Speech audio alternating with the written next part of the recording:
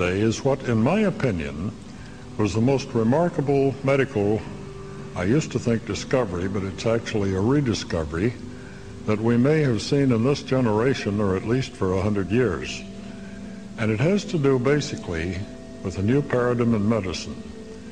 And that paradigm, which emerged at Albert Einstein College of Medicine in New York City in the spring of 1990, was that all disease-causing bacteria, microbes, germs, pathogens, parasites, and viruses are completely controllable by electrification of the blood.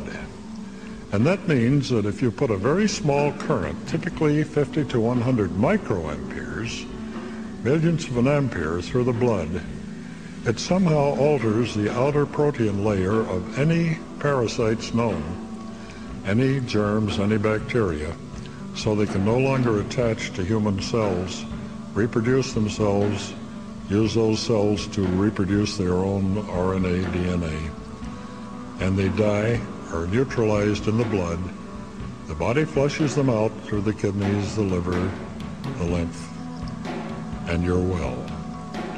Now, when I first read about this, and incidentally, you might find this interesting that it's only been mentioned about 3 times that I know of in the press since its invention, and this happens to be the greatest discovery in medicine, and in my opinion has been done well forever.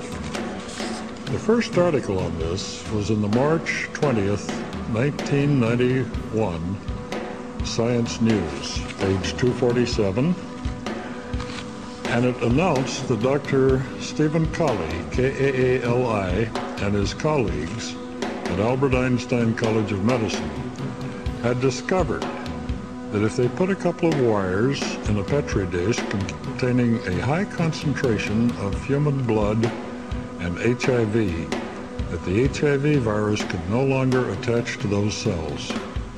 That meant that they had a universal cure for AIDS. But how many times have you read in the press that there is no cure for AIDS? That the government has spent $1.2 to $1.3 billion in researching antibiotics and researching vaccines and researching chemicals that are supposed to slow this down. And the best that I know of that they have come up with to date are the combination therapies. They're called cocktails.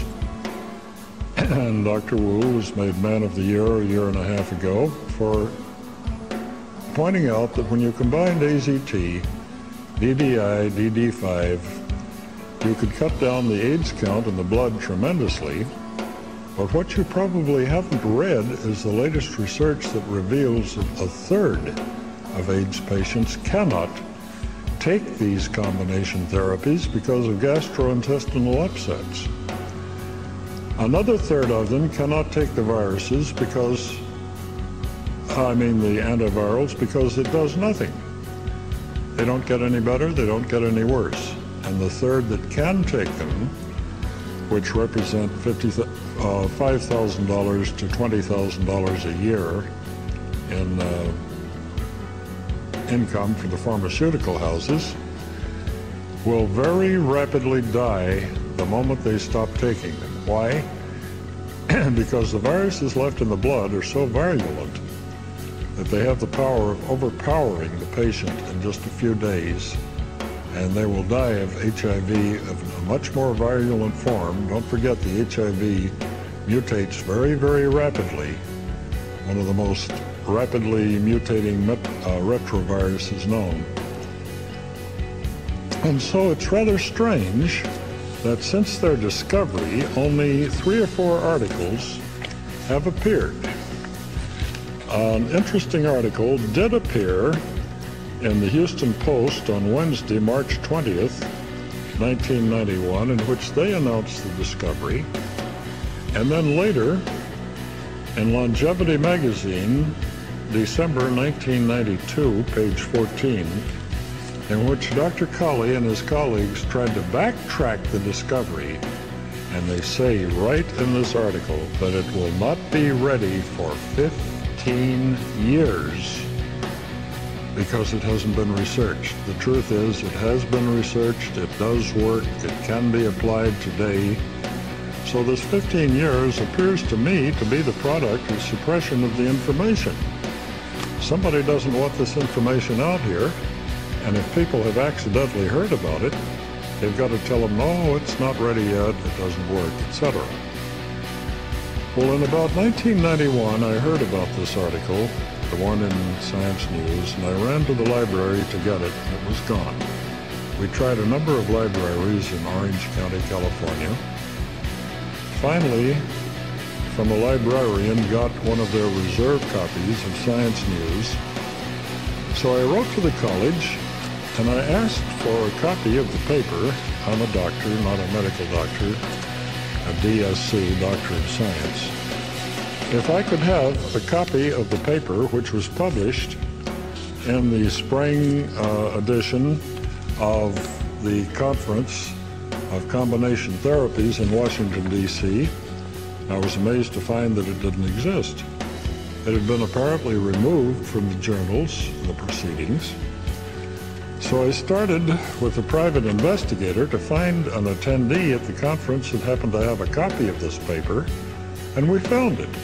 It existed. It had been written by Dr. Kaali, K-A-A-L-I, and Associates, and it gave me the basic information that they had made this discovery, and it later turned out not to be a discovery at all. It was a total rediscovery. It did work. Now, who would like to see this information suppressed?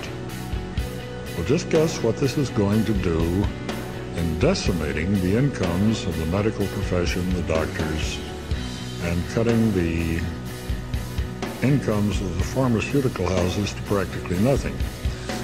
So what I did